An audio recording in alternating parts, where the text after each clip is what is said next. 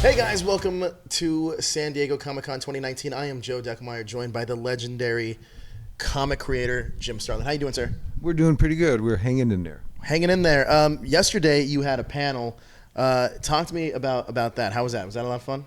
You've done these tons of times. Yeah, and I'm used to the like 3/4 of the back end of the room being empty, and now with these damn movies, they filled right up. I was found it kind of daunting. You know, one movie that we know that Marvel's doing, and that you worked on actually a little bit, was ShangChi. Hopefully, we get a little bit of an announcement coming up soon. But I've been told not to talk about that. Have you really? Well, just advised. Sure. Yeah. But I think somebody told me you told a pretty interesting story yesterday about how you were writing Fu Manchu, and Larry Hama during your second issue came up to you and said, "Hey, have you He said something about have you read who Fu Manchu really is or something, right?" Yeah, I was drawing ShangChi, and I was just finished the first issue, and he brought a Fu Manchu book to me and said, "You better read this," and. It's not quite what I thought it was. You know, these are books from the 20s and Sure. 30s. They had this mentality that was prevalent at the time. I found it kind of embarrassing, and I ended up going back to Captain Marvel as quickly as I could be. And that was a contributing factor on it. Interesting. What do you want to see from it, and what do you not want to see from ShangChi? I never go into these things with any expectations. I'm always curious to see what they do. I think that's a real challenging movie to do because there's been about 1 million kung fu movies in various levels of quality. Marvel has always been very good about finding that hook that makes it a little different. And I suspect that they're doing that with this at this point. The screener that they have on has got a resume that has a lot of comedic choices in it, and I think adding that little touch of comedy to that dark story that we told to start off with might be the right way to go. Yeah, I mean, it's going to be interesting too to see what villain they use, because I guess in 2015 there was a Secret Wars where they used the Mandarin, where the Shang-Chi was the Mandarin's son, and I think Ben Kingsley is still around. Ben Kingsley is still around, so who knows? But if you were put in charge here, what villain would you want to see out of Shang-Chi? I'd like to see some variation. Bringing back Midnight was a character I used in the second issue, this sort of black silhouette with a hat. I don't know why we gave him a hat. It just broke up the imagery a little bit. That might be kind of interesting. I've thought that the Mandarin might be a good substitute for Fu Manchu, which I'm sure they're getting rid of. Yeah. You know, Paul Glacy and Steve Englehart went on and did the majority of these stories, and they had a lot of good characters and villains in there. You know, they're going to pick the cream of the crop, I think, and go with that. And, you know, like I said, I'm as curious as anybody to see what they do, and because they don't tell me nothing. Now, you were in Avengers Endgame. Yes, they did tell me a little bit about that one. Yeah, that was pretty awesome. I got to ask, where did the idea for Thanos snapping his fingers come from? From being in a restaurant in Europe and watching an older patron summoning the server, like, you know, they Really? do this, yeah. I always thought that was kind of rude and dismissive, and when I wanted to do the final kill-off, I wanted to do something that was simple and dismissive, and I thought there's nothing that's going to be more debasing than being gotten rid of with just a snap of your finger. Wow, that's crazy. Well, so am I, but that's besides the point. What if looking back now, if you were to, would you keep it still a snap rather than anything else? I mean, it's pretty iconic at this point. Yeah, and I think George Perez, when he was drawing it, you know, even gave it more power by turning it into another silhouette. Because in my script, I just said he's close up with the hand snapping the finger, and he turned it into a silhouette, and I thought that was much more powerful. Interesting. Yeah. Speaking of Avenger or Infinity War, for example, Mephisto was a character in that, Yes. right? We haven't seen him appear in the MCU. Do you think that it's a possibility that he has a place in the MCU sometime soon? Maybe down the line. Right now, they have sort of an embargo on the abstract characters. That's why Mistress Death didn't appear inside the thing. Yeah, they had her in the original script. In fact, when you talk to Marcus and McFeely, they'll probably tell you that they had a lot of the cosmic entities inside the first one. Inside the first script? First drafted the script for Infinity War. Interesting.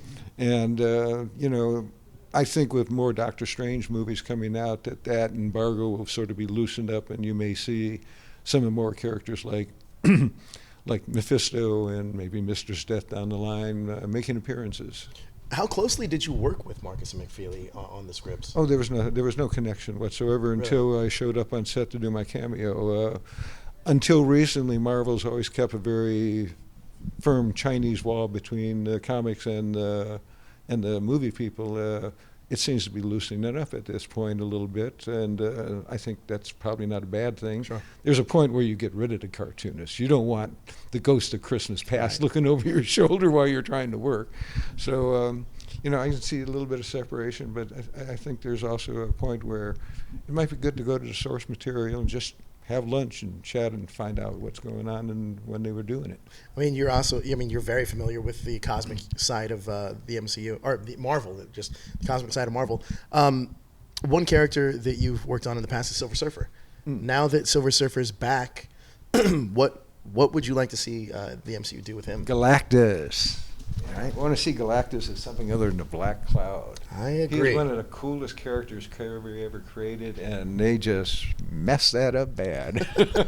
Well, hopefully it gets corrected with... I can't imagine them not going to do that. Yeah, Kevin Feige seems to have a really good grasp on the characters that they're doing. And if he catches any of these interviews, I'm mentioning Galactus every time I get a chance.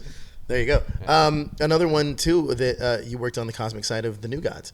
Now, the DC is obviously, they're in flux with their film franchises. What do you want to see out of the New Gods film? A lighter touch, maybe. There is some humor to be found in that material. Darkseid and Orion are pretty grim characters, but Light Ray, on the other hand, would be a nice one to sort of mitigate that kind of grimness that the DC films have been kind of famous for of late. Right. I'd like to see sort of a lighter touch with that. And they may find this to be so. They have James Gunn doing Suicide Squad. Suicide Squad, the second one.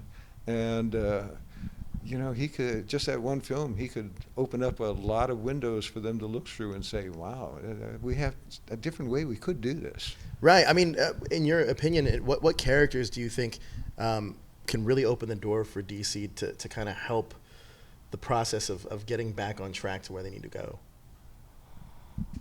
Me personally, I like Adam characters, Strange. Yeah, Adam Strange would be a nice one. The Creeper would be a good one to use somewhere along the line.